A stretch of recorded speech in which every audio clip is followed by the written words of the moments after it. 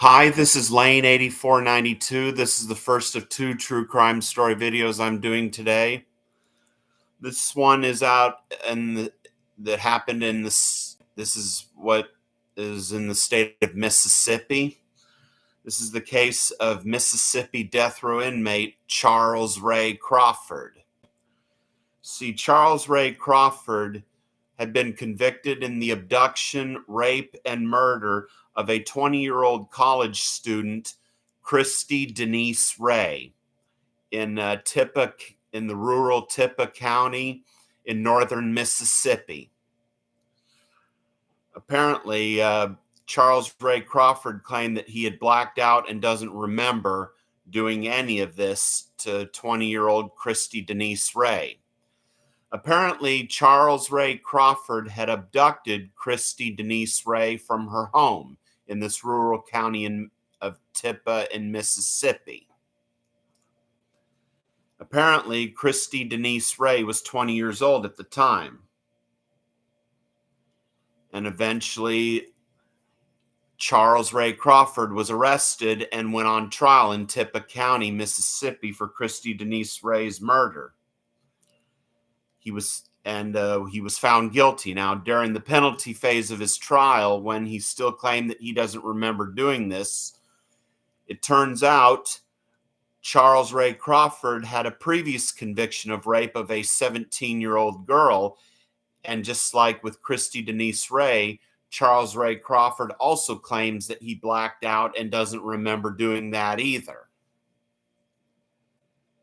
And as a result, the jury recommended the death penalty for Charles Ray Crawford.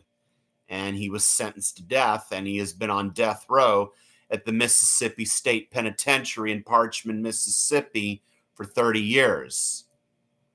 And of course, the Mississippi Supreme Court determined that Charles Ray Crawford's state and federal appeals are completely exhausted, and that his execution shall go forward, which has been set for October 15th at the Mississippi State Penitentiary in Parchman, Mississippi, which, as I previously mentioned in another video, is called Parchman Farm.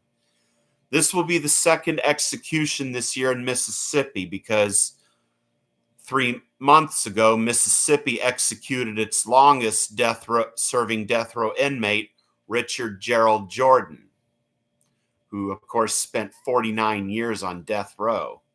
It's outrageous that Richard Gerald Jordan even spent that long, to close to half a century, when the appeals kept him allowed him to live on borrowed time for too long. Of course, I did a previous video on Richard Gerald Jordan. And from what I've looked up, on October 14th, Charles Ray Crawford, who's incarcerated at Unit 29 at Parchman Farm, that's where they keep the death row inmates. Of course, that's called the Concrete Palace. He will be transferred to Unit 17 at the Parchman Prison, aka Parchman Farm. Of course, Unit 17 is the death house. That's where they take the death row inmate 24 hours prior to their scheduled execution to await their last day.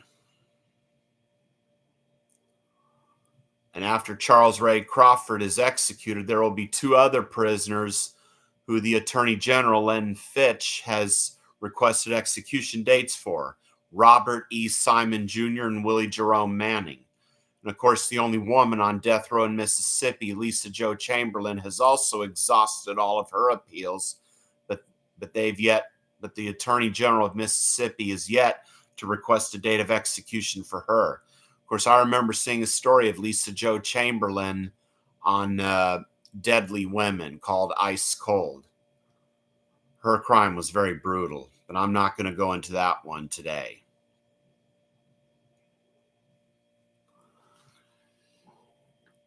And of course, Charles Ray Crawford has been on death row for 30 years. That is still quite a long time.